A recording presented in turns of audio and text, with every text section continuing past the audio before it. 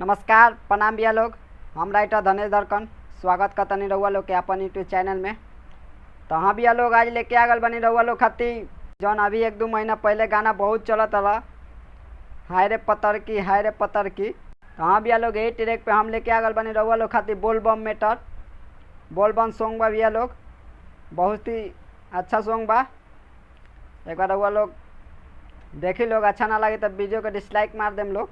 और कहल चाहें भैया लोग, अगर वह सिंगर सिंगर बनल चाहता नहीं तो हमारे चैनल से जुड़ जाई, कैसे कि सिंगर से रिलेटेड वीडियो लेके आते रहनी भैया लोग। तो हमारे चैनल के सब्सक्राइब कर लिया, बेल आइकन कॉल करके घंटी के दबा दी। तो हाँ भैया लोग, चलिए लोग वीडियो स्टार्ट करल जाओ।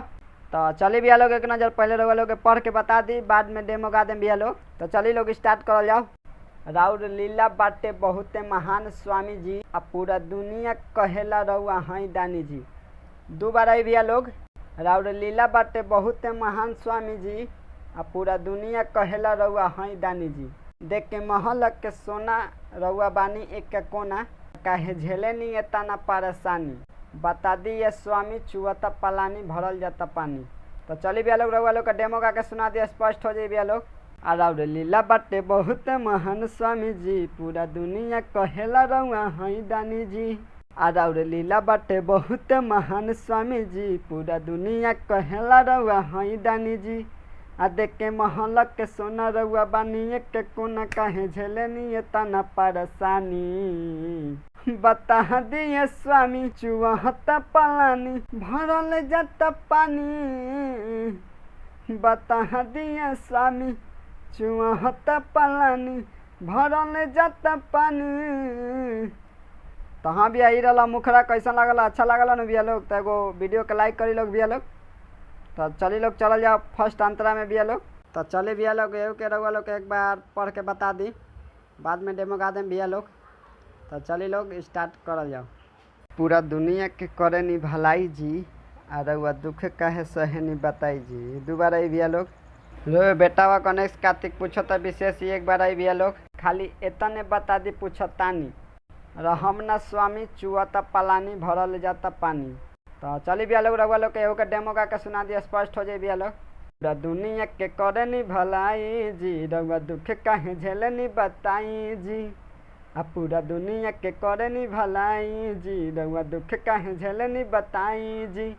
अरे वे बेटावा गणेश से कार्तिक पूछता विशेष से, खाली ये तने बता दी पूछतानी, अरे हमना स्वामी चुअता पलानी भरल जाता पानी, अरे हमना स्वामी वहता पलानी भरल जाता पानी। तो चलिए भैया लोग, चलो जाओ दूसरा अंतरा में। तो चलिए भैया लोग, एहू के रउआ लोग एक बार पढ़ के बता दी, बाद में डेमो गा दें भैया लोग। आइल सूरज शराबी देव घर चल के, अरे भागता धनेश्वर पैदल चल के। यो दोबारा ही भैया लोग, बात मानी अब हमार स्वामी चली अपन द्वार, देखी बरखता रिम झिम पानी, चुअता पलानी चली अब स्वामी भरल जाता पानी। चलिए भैया लोग, रउआ लोग के एहू के डेमो गा के सुना दी भैया लोग, स्पष्ट हो जाए। आइल सूरज शराबी देव घर चल के, राउर भगत धनेश पैदल चल के। और जौन धनेश नाम बा भैया, नाम रहे देम लोग, भले दोसर नाम हटा देम लोग, कोनो दिक्कत नहीं के भैया लोग। तो चलिए लोग स्टार्ट करल जाए।